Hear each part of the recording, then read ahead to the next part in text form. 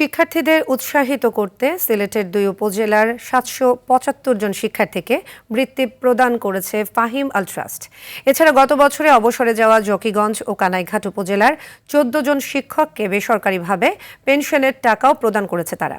সিলেটের জকিগঞ্জ, কানাইঘাট উপজেলার প্রাথমিক ও মাধ্যমিক ৩৪২টি স্কুলের এসব শিক্ষার্থী এবং অবসরে যাওয়া শিক্ষকদের বৃত্তি ও অবসর ভাতা তুলে দেন ট্রাস্টের প্রতিষ্ঠাতা বিপিএল সিলেট টিমের উপদেষ্টা ফাহিম আল চৌধুরী।